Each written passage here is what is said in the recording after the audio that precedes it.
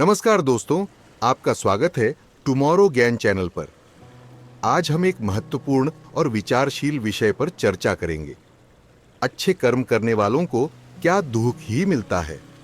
इस विषय के माध्यम से हम जानेंगे कि अच्छे कर्म करने के बावजूद लोगों को दुख क्यों मिलता है और इसका वास्तविक अर्थ क्या है। तो चलिए इस दिलचस्प यात्रा की शुरुआत करते हैं।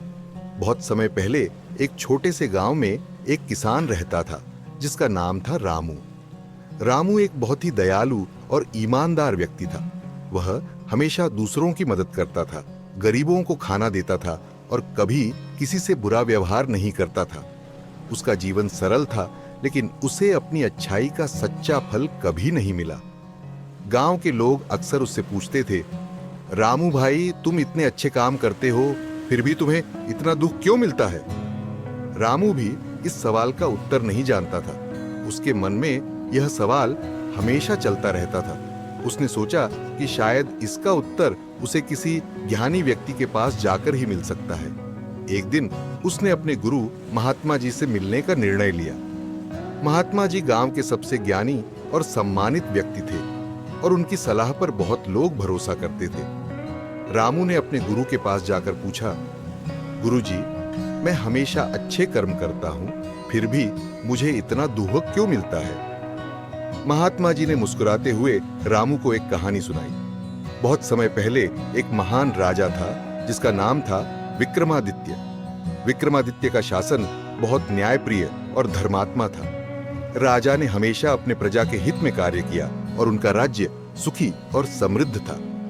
लोग राजा की न्यायप्रियता और धर्म की सराहना करते थे। फिर भी विक्रमादित्य के जीवन में कई कठिनाइयां और दुख आते रहते थे।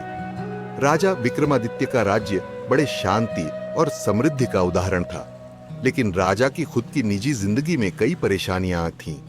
उनके परिवार में तकरार और समस्याएं थीं। उनके स्वास्थ्य में बार बार समस्याएं आती थीं और कभी-कभी उनकी नीतियों का विरोध भी होता था। एक दिन विक्रमादित्य ने अपने राजगुरु से पूछा, गुरुजी, मैं हमेशा प्रजा के हित में कार्य करता हूं, फिर भी मुझे इतने कष्ट क्यों सहने पड़ते हैं? राजगुरु ने एक शांत स्वर में उत्तर दिया, महाराज, अच्छे कर्म करने का अर्थ यह नहीं है कि हमें कभी कठिनाइयों का सामना नहीं करना पड़ेगा। जीवन में अच्छे और बुरे समय का आना स्वाभाविक है। अच्छे कर्म करने से हमें आंतरिक शांति और संतोष मिलता है, लेकिन इसका अर्थ यह नहीं है कि हमें बाहरी कठिनाइयों से मुक्ति मिल जाएगी। राजगुरु ने आगे बताया, कठिनाइयां और दुख जीवन के हिस्से हैं और ये हमें मजबूत बनाते हैं। अच्छे कर्म करने वाले व्यक्ति के जीवन में दुख का आना भी एक प्रकार की परीक्षा है जो हमें और भी मजबूत और सहनशील बनाती है। रामू ने महात्मा जी की बातें सुनी और उन्हें गहराई से समझा। वह महसूस करने लगा कि अच्छे कर्म करने का असली अर्थ आंतरिक शांति और संतोष प्राप्त करना है, न कि बाहरी कठिनाइयों से मुक्त होना। उसने समझा कि जीवन में आने वाली कठिनाइयां और दुख हमें और भी ज्यादा सहनशील और मजबूत बनाते हैं। महात्मा जी ने रामू को और समझाते हुए कहा, अच्छे कर्म करने वाले व्यक्ति का जीवन एक उदाहरण होता है कि कैसे कठिनाइयों के बावजूद हमें अपने मार्ग पर अडिग रहना चाहिए। जैसे विक्रमादित्य ने अपने राज्य को धर्म और न्याय के मार्ग पर चलाते हुए कठिनाइयों का सामना किया, वैसे ही तुम्हें भी अपने अच्छे कर्मों को जारी रखना चाहिए। रामू ने गुरुजी की बातों से प्रेरित होकर निश्चय किया कि वह अपने अच्छे कर्मों को जारी रखेगा, चाहे उसके जीवन में कितनी भी कठिनाइयां क्यों ना आए। उसने महसूस किया कि आंतरिक शांति और संतोष ही असली सुख है और यही अच्छे कर्मों का फल है।